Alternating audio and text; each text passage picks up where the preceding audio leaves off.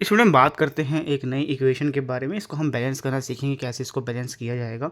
देखिए यहाँ पे हमारे पास कुछ रिएक्टेंट है जो कि प्रोडक्ट में बदल रहा है। रिएक्टेंट है हमारे पास एल्यूमिनियम हाइड्रोक्साइड, जिसको हीट करने पर आपको एल्यूमिनियम ऑक्साइड मिलता है, जो वाटर होता है वो रिलीज हो जाता है।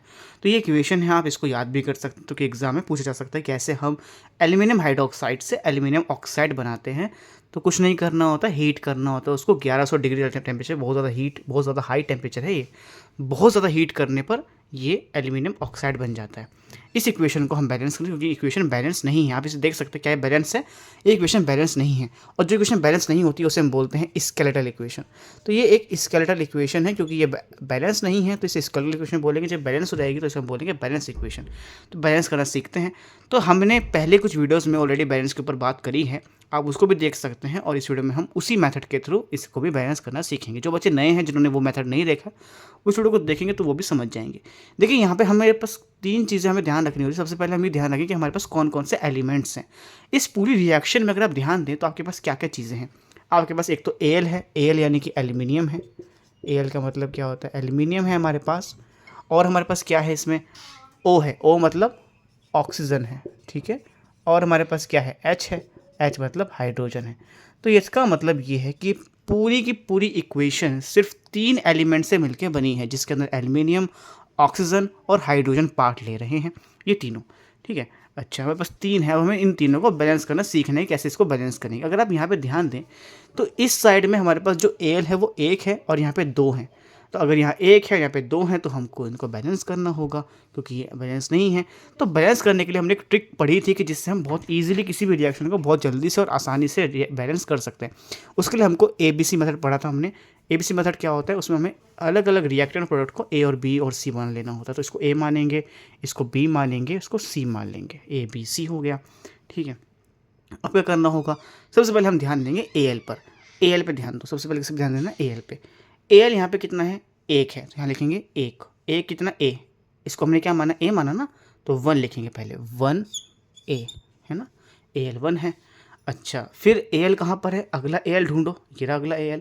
यहाँ पे कितने AL है, 2 हैं, तो क्या लिखेंगे, 2B लिखेंगे, क्योंकि उसको B माना है, तो इक्वल लगा के 2B, ठीक है। 1A equals to 2B। क्या इसमें एल है, इसमें तो एल है ही नहीं, तो इसको छोड़ दो, तो यहाँ लिख दो ए इक्वल्स टू 2B। इस 1 को हटा देते हैं, 1 लिखने की जरूरत नहीं होती है। तो ये पहली इक्वेशन बन गई, ए इज इक्वल्स टू 2B। अब अगले पे आ जाओ, अगला क्या है हमारे पास, ओ। ओ देखो यहाँ पे कितने ओ हैं, यहाँ पे कितने ओ हैं, यहाँ पे 3 हैं, क्योंकि देखो ये ब्रैकेट लगा है ना, ब्रैकेट लग के बाहर लिखा हुआ है 3। इसका मतलब ये पूरा का पूरा 3 है, ये 3 लिखे हुए हैं। ओ एच कितने हैं, 3 है। तो ओ एच अगर 3 है तो इसमें ओ कितने हो, ओ भी 3 हो गए। ओ कितने हैं, 3 है, तो यहाँ लिखेंगे 3A। 3A क्यों लिखेंगे, क्योंकि इसको हमने ए माना है, तो 3A, यहाँ लिखेंगे 3A।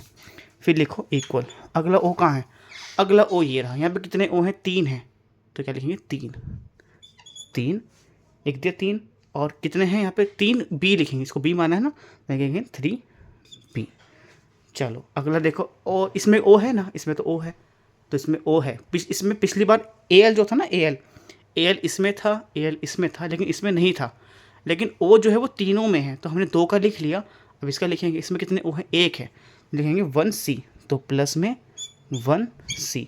1 को हम हटा सकते हैं, तो 1 को हम यहाँ से हटा देंगे, तो ये क्या हो गया, दूसरी इक्वेशन हो गई, ठीक है। अब आप आ जाओ तीसरे पर। तीसरा क्या, हाइड्रोजन। क्या यहाँ पे हाइड्रोजन है, बिल्कुल है, कितने हैं, 3 है, तो लिखेंगे 3A इक्वल में। यहाँ पे हाइड्रोजन है क्या, नहीं है, तो इसको छोड़ दो। क्या यहाँ पे हाइड्रोजन है, बिल्कुल है, कितने हैं, 2 हैं, तो क्या लिखेंगे 2C। तो 3A इक्वल टू 2C। ये क्या हो गई, तीसरी इक्वेशन हो गई। हमारे पास 3 इक्वेशन आ गई, इसको सॉल्व कर लेंगे और हमारे पास आंसर आ जाएंगे।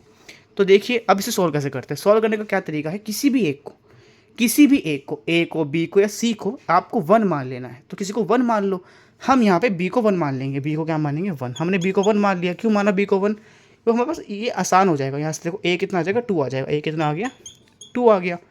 देखो अगर ये B1 हो जाएगा तो क्या हो जाएगा, A इक्वल्स टू 2 मल्टीप्लाई 1, और 2 मल्टीप्लाई 1 कितना होता है, 2 मल्टीप्लाई 2 होता है, तो A कितना आ गया, 2 आ गया। तो B इक्वल्स टू 1 माना, A कितना हो गया, 2 हो गया। अब यहाँ से C निकाल लो, यहाँ से C आ जाएगा। देखो 3A इक्वल्स टू 2C, क्या है, 3A equals to 2C। A कितना है, 2 है, तो 3 multiply 2 equals to 2C। 3 2 6 equals to 2C।